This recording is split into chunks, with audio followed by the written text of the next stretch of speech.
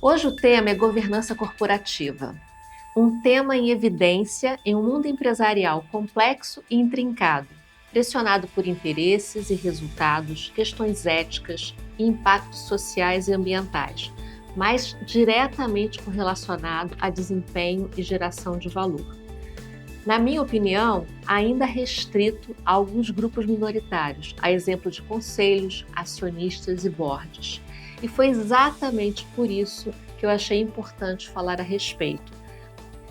E tentar traduzir, de uma maneira prática, o que é, os seus benefícios e também de que maneira a gente pode tirar a lente de sinônimo de controle e burocracia.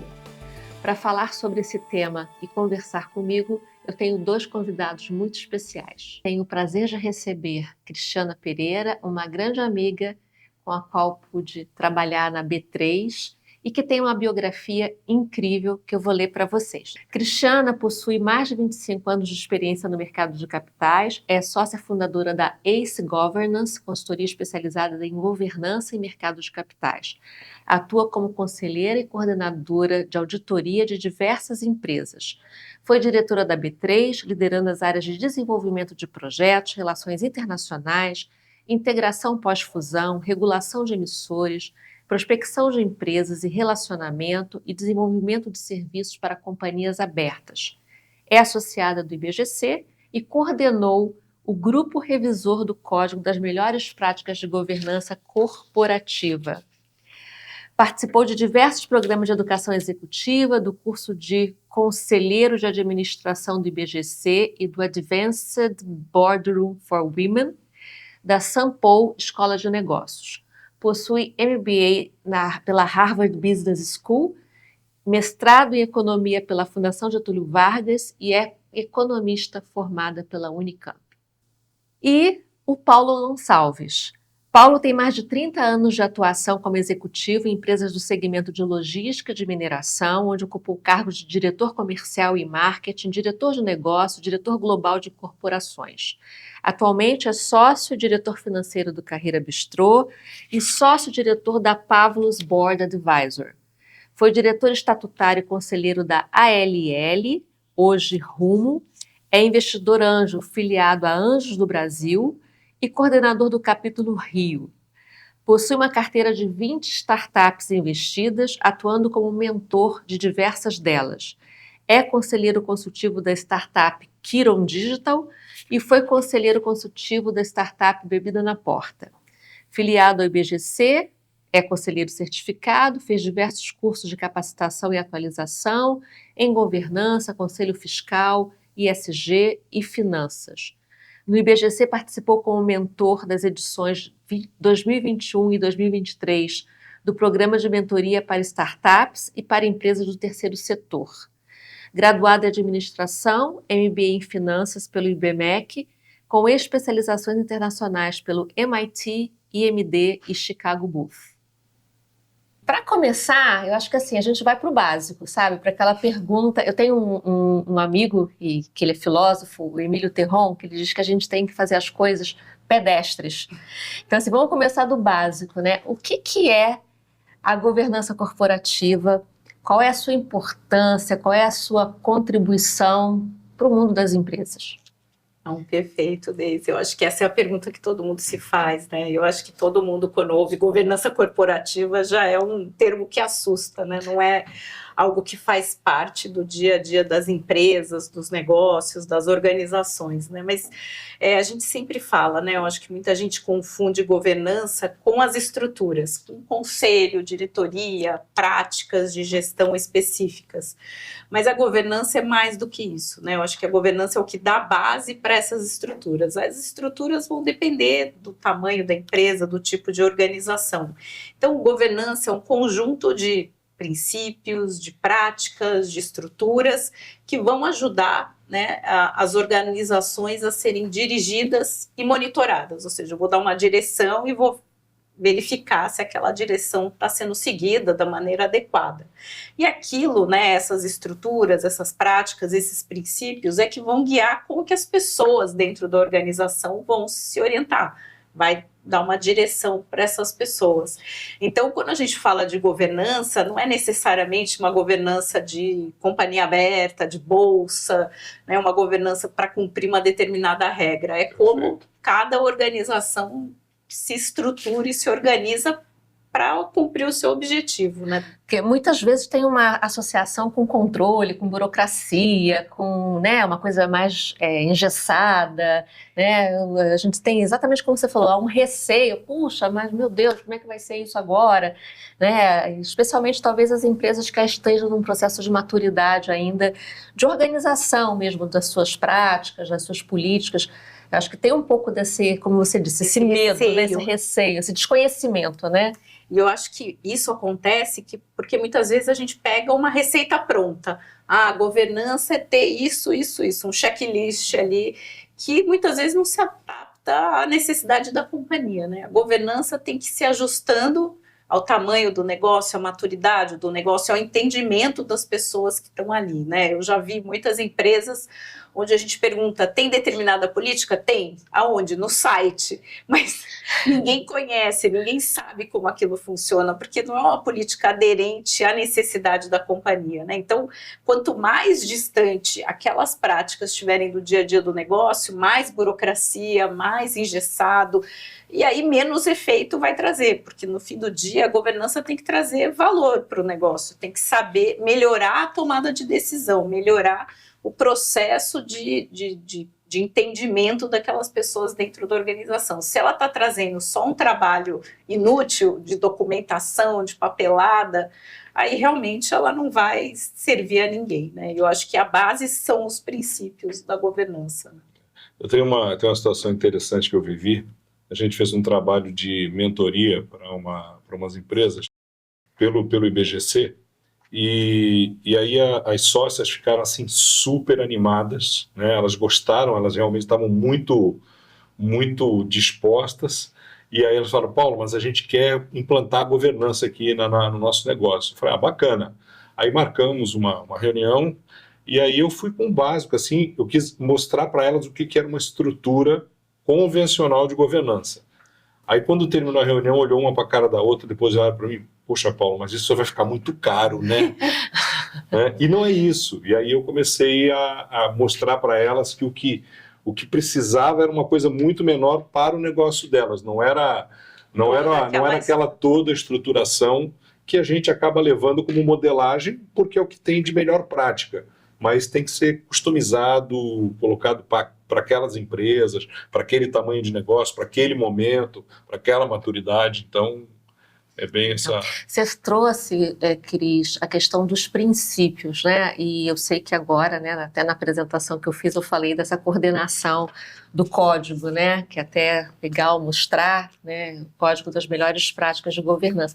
Fala um pouco, né, da questão desses princípios. Qual é a proposta, o que eles trazem e como usá-los, né? Acho que a gente também está muito aqui nessa conversa tentando traduzir. Quando eu falo de desmistificar ou de desvendar, é tentar trazer isso assim, para uma prática, né? Então eu acho que, sei lá, fiquei pensando aqui, acho que para começar é tentar entender esses princípios, né? É perfeito, e eu recomendo muito que todos leiam o Código das Melhores Práticas. O meu é autografado, tá? Por Cristiana. E esse código, né, a gente lançou no ano passado, o IBGC, que é o Instituto Brasileiro de Governança Corporativa, né, ele tem esse código já há bastante tempo, e de tempos em tempos ele tem que ser renovado, atualizado, e o principal foco nessa revisão foi tentar tirar a atenção das pessoas para as estruturas, né, justamente o que o Paulo comentou, né, do que é a melhor prática, mas para os fundamentos, porque as estruturas vai depender de cada empresa, de cada tamanho. Agora, os fundamentos se aplicam a todos, né? E quais são esses fundamentos? Acho que o código começa falando da ética como a base, né, dos negócios e fala de 5 princípios. Antes eram 4, né? Agora são 5. E o princípio novo é o da integridade, que justamente, né, de maneira bem simplificada, é a coerência entre o que você fala e o que você faz. Né? A coerência entre o que você é, o que você acredita e as práticas que você adota. E aí a gente tem o princípio da transparência, que talvez seja o mais clássico, né, dentro da governança, ou seja, eu quero transparência do que eu estou fazendo, dos meus negócios, transparência para as partes relacionadas, né, com quem eu estou me lidando no dia a dia. A questão da equidade, ou seja, eu preciso tratar de maneira igual os iguais, tratar de maneira equivalente todas aquelas pessoas, né, de acordo com o que cada parte precisa.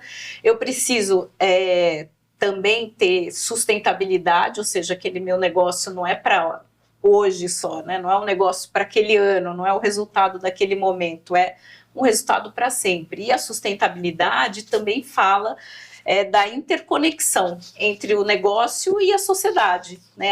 Os negócios não estão isolados no mundo, eles fazem parte ali de um contexto maior.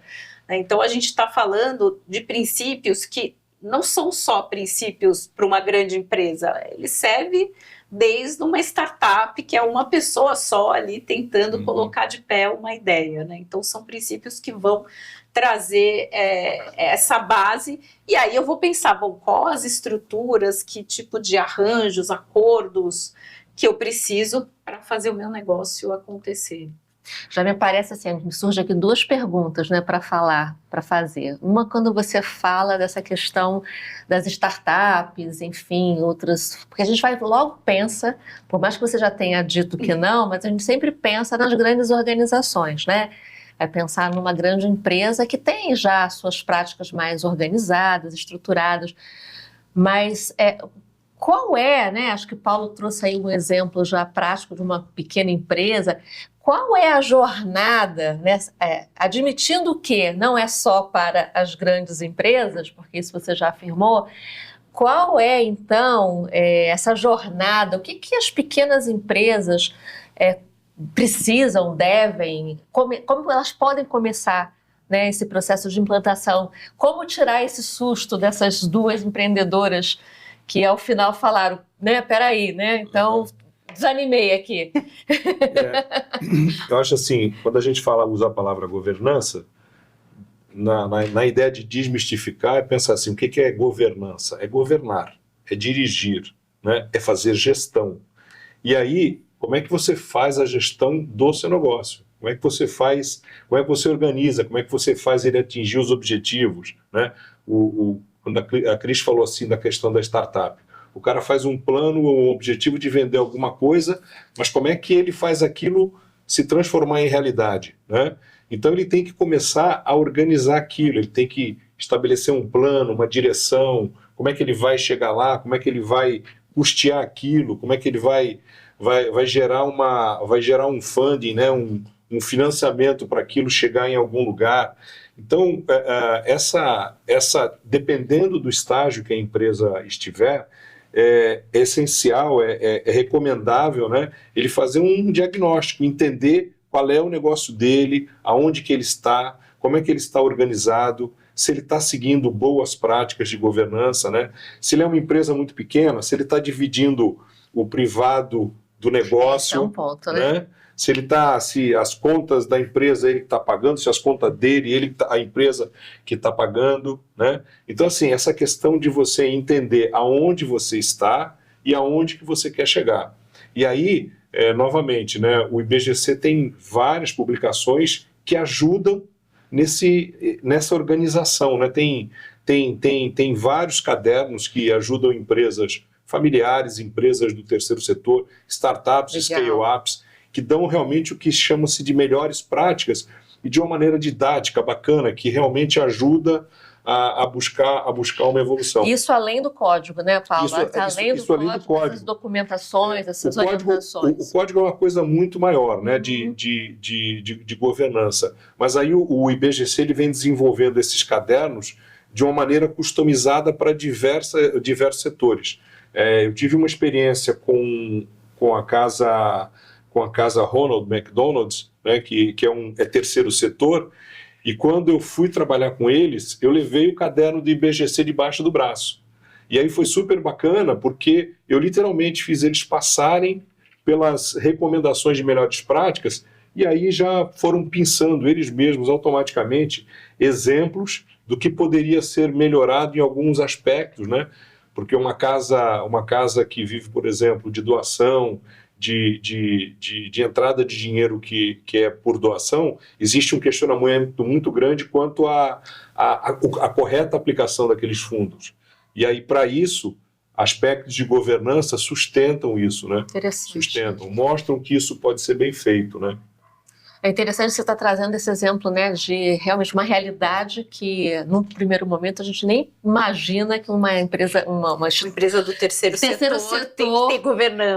Né, porque aquele né, olhar que a gente tem. Se eu puder só aproveitar o exemplo do Paulo, né, eu acho que um quinto princípio que eu pulei aqui quando a gente falou é o da prestação de contas, que é o accountability, que é um termo em inglês, né? Eu acho que também os termos em inglês acabam afastando as pessoas.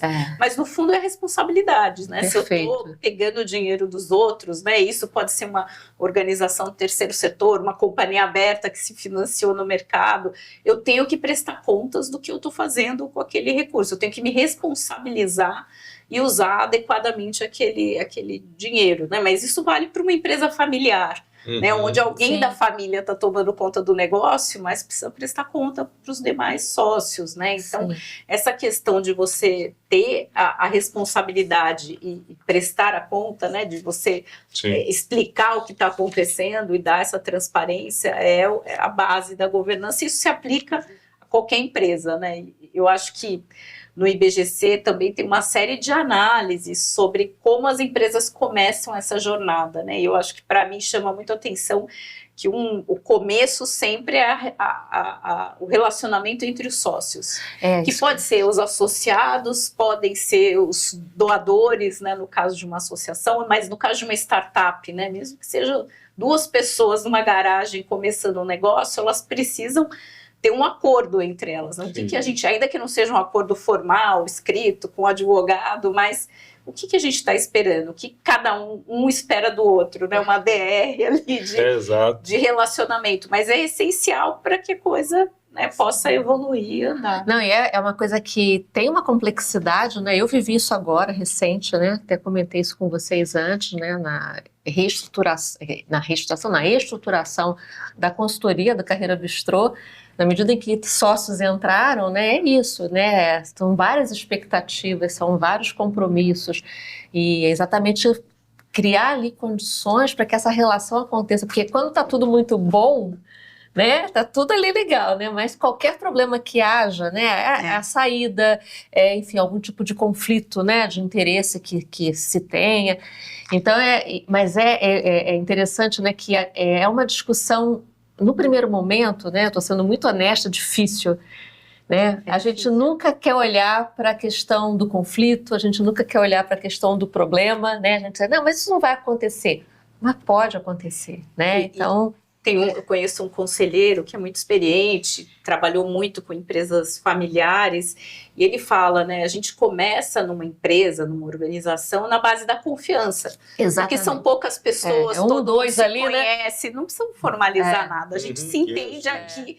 Mas à medida em que a gente vai ampliando, vai tendo mais gente, as pessoas precisam ter alguma coisa mais formalizada, organizada, para saber as expectativas, o que a gente espera, quais são os nossos valores, quais são os nossos princípios, o código de conduta, né, que muita gente se assusta, mas nada mais é do que, olha, isso pode, isso não pode, isso é aceitável, isso não é aceitável. E essa reflexão é bastante importante, né? E depois a gente vai acrescentando outros controles, né? Mas a gente sai de uma dinâmica puramente baseada na confiança para uma dinâmica onde a gente vai ter documentos, contratos, controles para garantir o funcionamento da organização. E aí voltando para a tua pergunta da jornada, quando a gente fala de diagnóstico, é você entender o teu negócio, aonde que ele está em função do que ele é. Sim, né? É ele.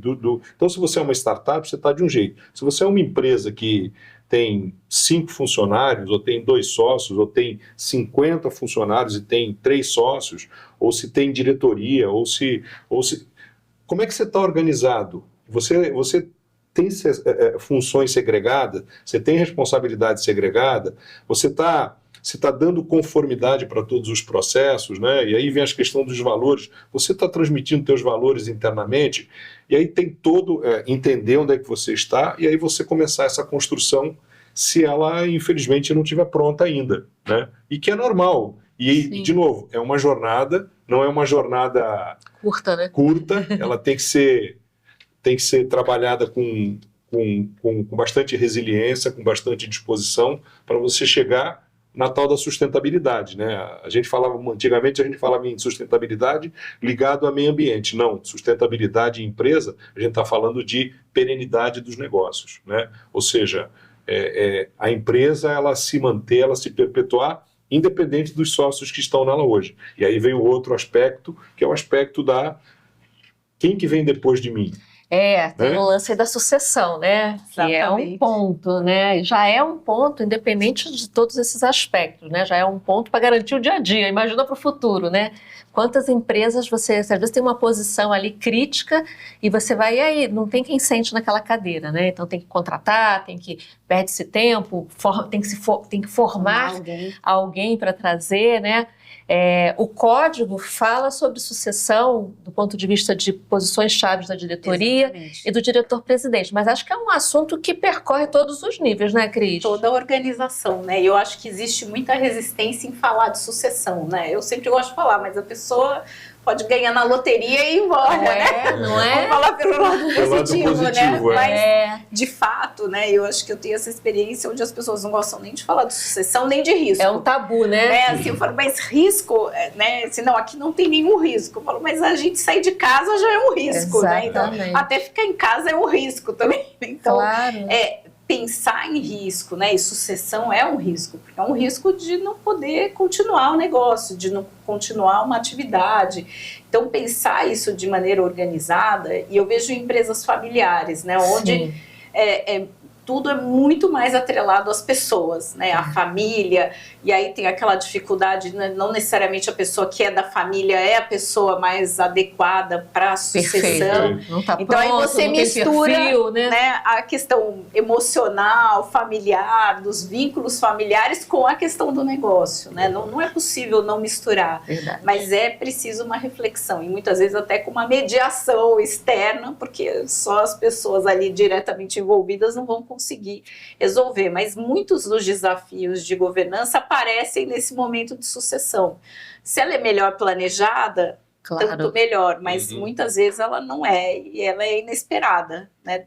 De um dia para o outro é preciso pensar numa sucessão, e os negócios acabam sofrendo com esse processo, né? Porque a gente não tem a pessoa, ou o próprio negócio acaba sofrendo durante um período até que se consiga retomar e preparar para a nova geração, para o novo sucessor. Quando a gente fala em sucessão e a gente pensa nas empresas grandes, as estruturas, né, os organogramas estão pré-definidos. Sim. E a gente sabe que as caixinhas estão ali, que elas vão ter que ser preenchidas, bem ou mal preenchidas, com um bom planejamento de sucessão ou não.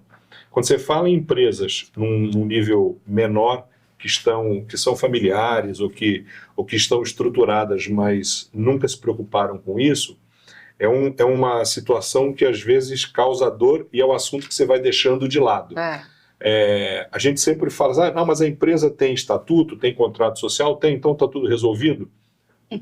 Tem um acordo de sócios aí, fala da sucessão, e se o sócio morrer? E se os sócios morrerem?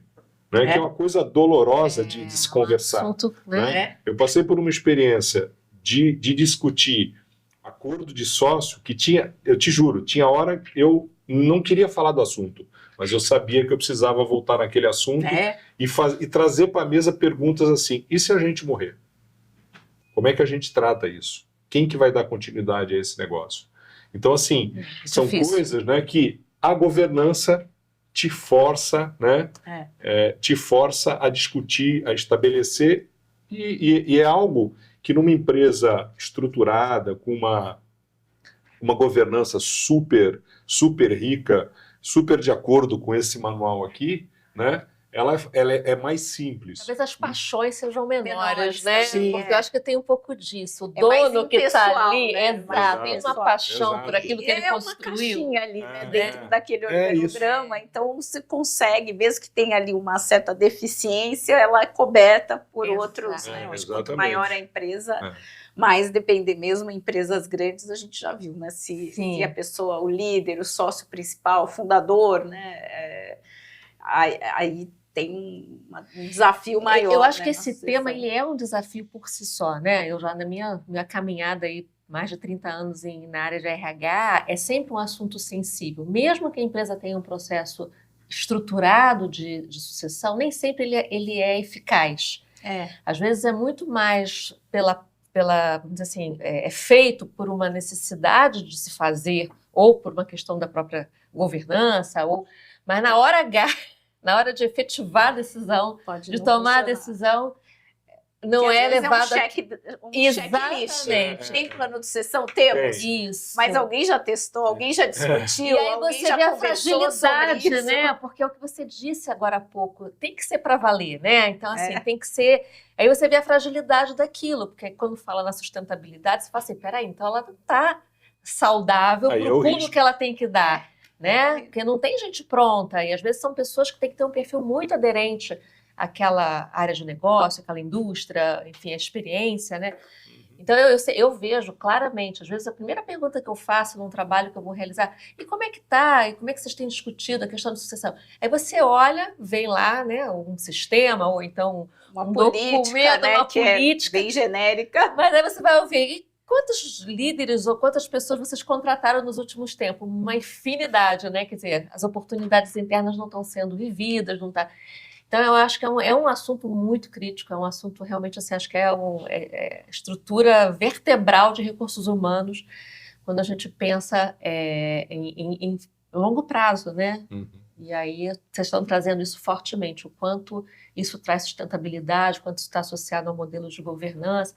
Agora, o que vem na minha cabeça também nas falas de vocês é assim, a história da jornada, a história desses diagnósticos, a história das paixões envolvidas. Esses líderes, seja, né, o board dessas empresas, precisam de muita mentoria, né?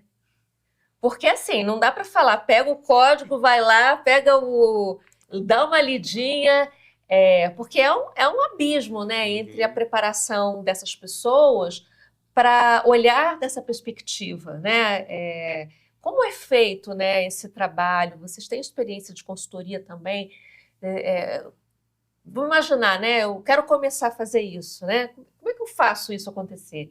Eu procuro IBGC? Não, eu vou procurar uma consultoria especializada. Qual é o primeiro passo que esse executivo, esse empreendedor, tem que buscar?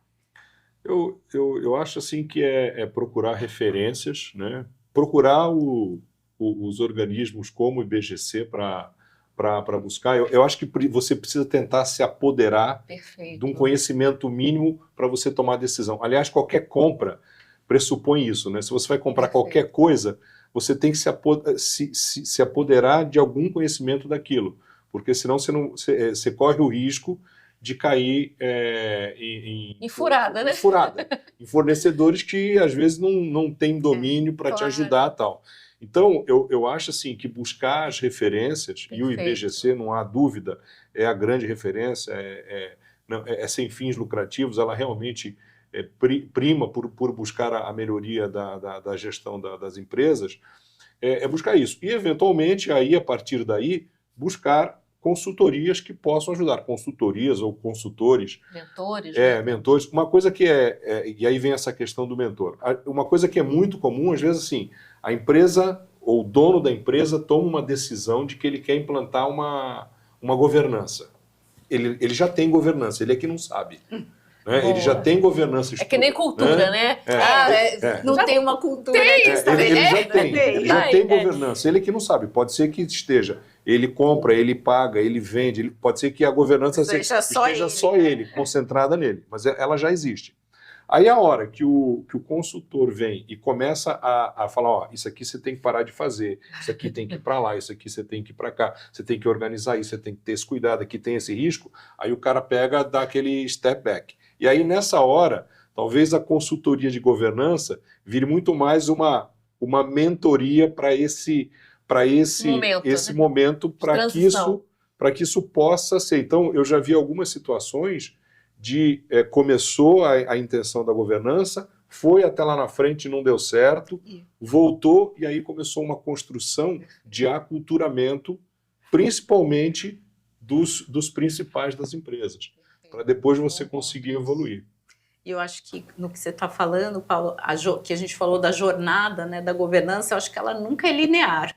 Né, assim, ela vai, anda um pouquinho, aí eu não me sinto tão confortável de deixar de fazer algumas coisas, de deixar de controlar algumas coisas, aí eu volto, aí eu preciso, né, refletir, buscar apoio. Eu acho que, na minha experiência, é também interessante buscar outras referências de outros empresários, de outras pessoas, né? Assim, acho que eu tive recentemente um caso, e era uma empresa familiar, e assim, eu acho que o primeiro passo é entender que tem um problema, né? Eu acho que é perceber, não, aqui temos um problema, a gente tem uma empresa, a gente herdou essa empresa e a gente não está sabendo o que fazer, a gente precisa de ajuda. Não sei nem que ajuda, nem sabia que existia o IBGC, né?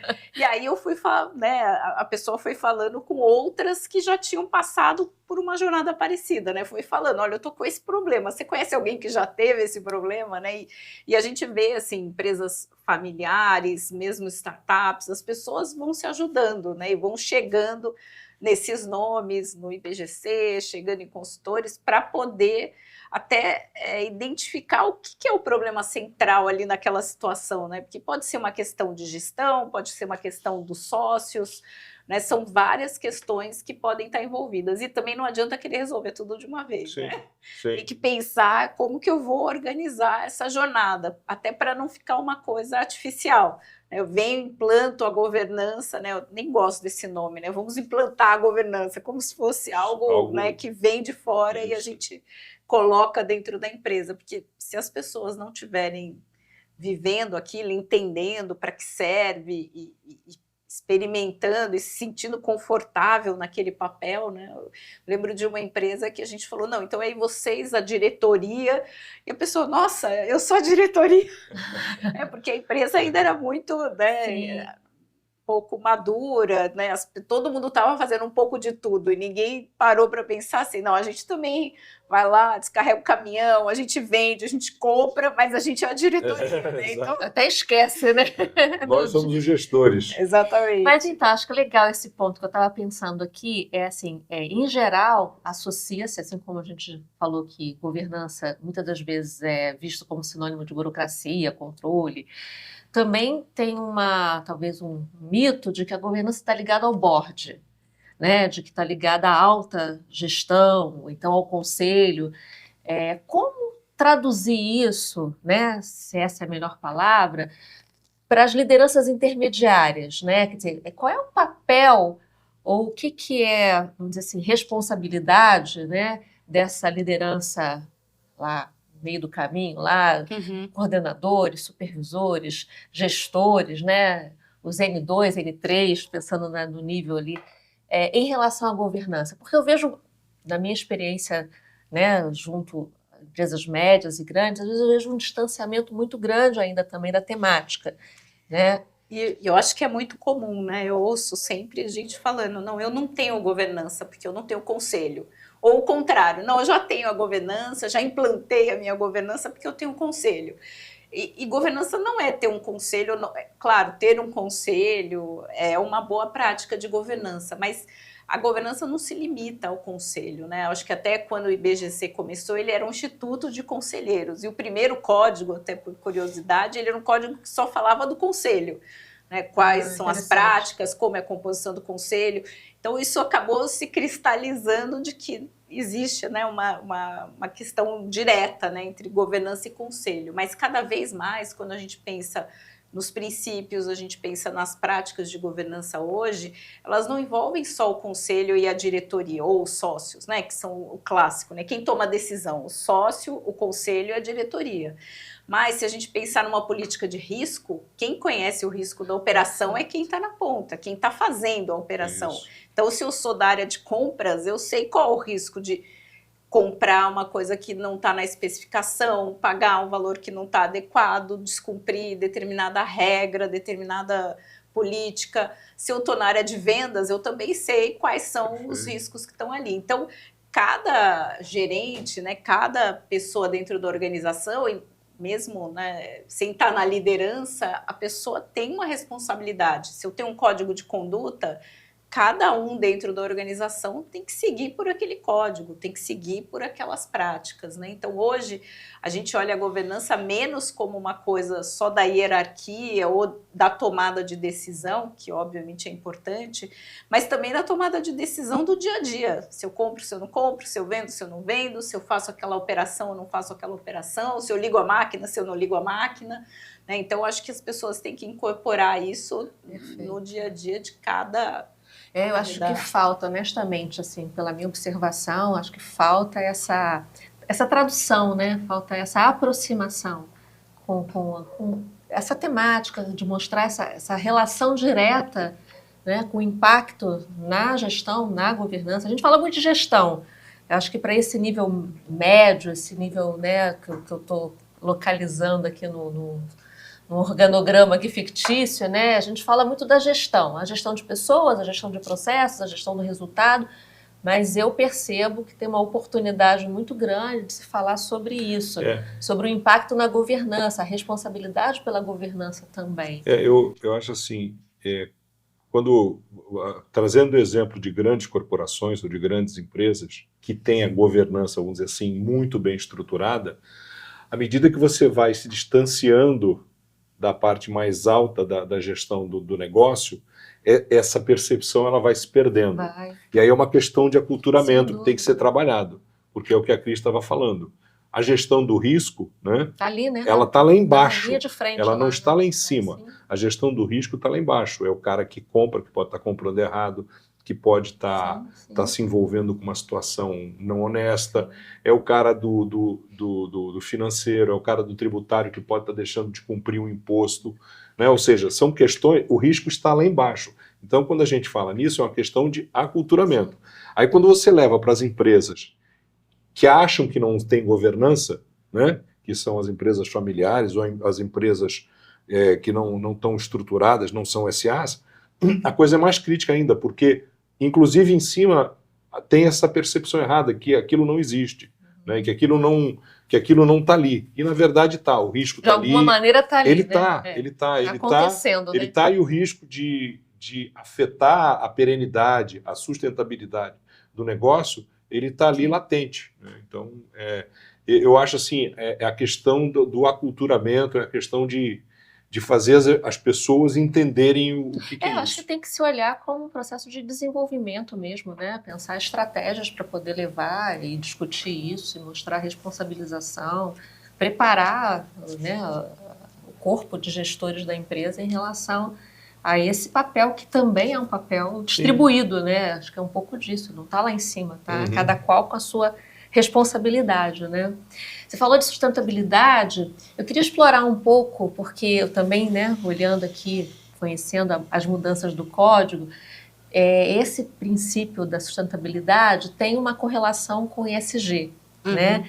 E acho que também é um tema que certamente está na pauta, está nas agendas, né, estratégicas das empresas, mas acho que ainda há muita, talvez assim, confusão sobre isso, né, em termos da efetividade das estratégias. Então, eu queria que vocês explorassem um pouco como é que a governança enxerga isso, né? Falando da sustentabilidade, falando do impacto ambiental, social. O que está dentro desse guarda-chuva?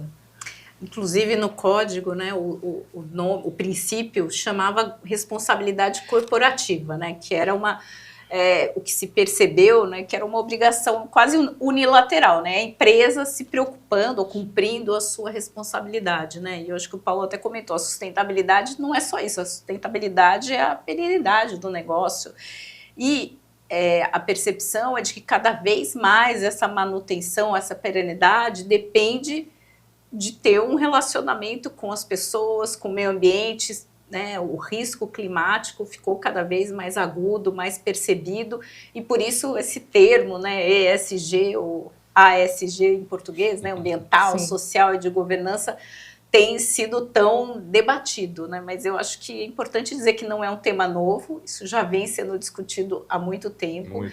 Acho que durante muito tempo foi muito voluntário, né? Assim, Sim. eu me preocupo, então eu vou tomar medidas aqui dentro da minha organização para fazer isso. Mas isso começou a tomar uma dimensão maior, porque quem tem os recursos também passou a se preocupar, né? E muitas vezes quem tem o recurso está pensando no recurso de longo prazo, para as aposentadorias, são investimentos que ele percebe, bom, se eu não estiver olhando o risco climático, ele não vai sumir, ele vai estar ali, mas alguém tem que ser responsável por olhar essa questão, qual o impacto desse risco nos negócios, né? Então, cada vez mais a gente tem gente pensando nisso, cobrando isso, e eu acho que mais, né?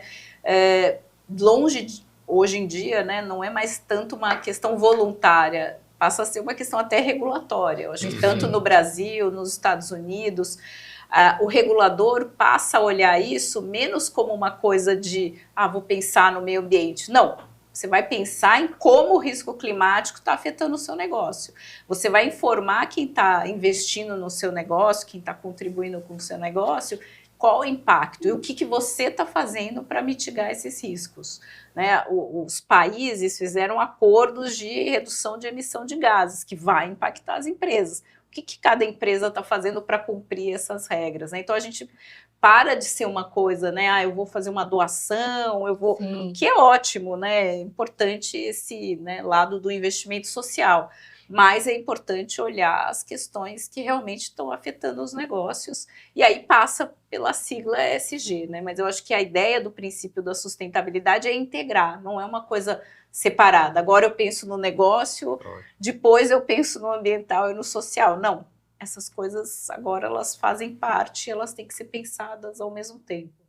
Eu acho que é o cuidar, né? O ESG, o G é de governança, então já está ali, né? está ali já, né? E aí tem o ES lá, o AS, né, que é o ambiental e o social, e como é que a empresa se relaciona com isso, né? Fica aquela assim, por exemplo, uma empresa, uma consultoria. Eu não tenho nenhum impacto ambiental. Não tem? Tem certeza? Você já checou? E o teu social, como é que você está trabalhando isso? Então, assim, eu acho que essa consciência de que você precisa olhar, até porque a sociedade, o mundo está cobrando isso das empresas, né? O mundo cobra isso, né? As questões ambientais não precisa, uma coisa assim gritante, né? Hoje, mais do que nunca, nós estamos vivendo as respostas do ambiente ao que foi feito com o planeta, né? Então, é importante hoje você conseguir dar respostas o que a sua empresa está fazendo. E aí, novamente, não é apenas a empresa grande que destrói a mata, tal. Como é que o meu negócio ele se relaciona com o social e com o ambiental, né? Como é que ele está ali, né?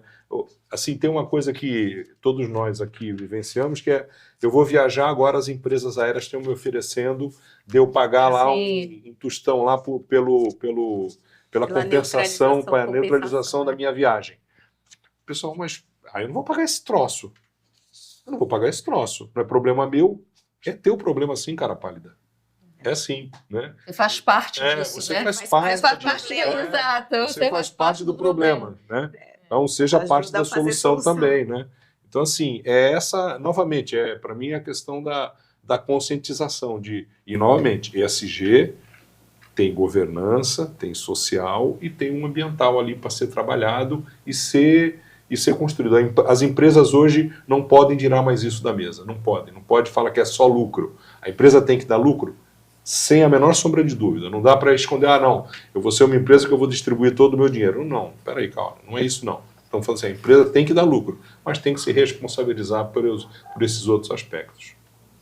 Muito bom. Gente, a gente está chegando ao fim, né, dessa conversa. Eu queria abrir um espaço para que vocês também trouxessem algum outro ponto, enfim, alguma outra reflexão e até mesmo alguma dica, né? Acho que é legal para quem vai estar nos ouvindo, nos vendo, enfim, alguma coisa que possa contribuir também, né, para que esse executivo, esse empreendedor, esse empresário que está nos assistindo possa receber aí de alguma dica ou de desenvolvimento, ou enfim, de atenção que tem que ter. Então, abro espaço para vocês. Bom, eu começo, né? A minha dica é a leitura do código. Do código. Eu acho que também uma questão que foi importante nessa revisão foi tornar ele mais amigável. Eu acho que antes ele tinha um texto, uma linguagem muito jurídica, muito formal, como se fosse um regulamento, né? Ele já é código, né? Então o nome já não ajuda tanto. Então a ideia, né? Eu acho que a própria edição ficou colorida, uma leitura mais fluida. Então você consegue ler do começo ao fim e entender do que a gente está falando, né? Porque eu acho que o desafio, né? E aí a minha dica também é ir de coração aberto, né? Falar sobre governança, porque às vezes a pessoa está ali com um problema. Pode ter até um desafio de linguagem, né? A gente fala governança corporativa, sim, diretoria, conselho, né? Para muita gente são coisas que não fazem parte do dia a dia, né? Mas a hora que eu vou entendendo, né? Qual a implicação, como aquilo se desdobra, aí vai ficando mais simples, né? E principalmente quando eu consigo conectar, né? O meu problema concreto ali, de que eu não estou conseguindo controlar, que eu não sei quanto que eu estou gastando, que eu não consegui fazer um orçamento, com as possibilidades, né, com a caixinha de ferramentas que eu brinco que tem no código, né? Então acho que muito bom. Então fica a dica, né? É fácil adquirir, né? Download no site, é gratuito, do IBGC. E todas as publicações que o Paulo comentou, tudo. E lá tem publicação para empresa familiar, para startup, para empresa fechada. E uma dica, né? Já que a gente está gravando um podcast, eu adoro podcast. E o IBGC, nos principais canais de podcast, tem uma série de podcasts sobre questões bem práticas, assim, são pílulas ali de 15 minutos que endereçam pontos bem específicos, né? Certamente todos os problemas ali de gestão e de governança tem alguma resposta ali inicial. Assim, a minha dica é seguindo o que a Cris falou.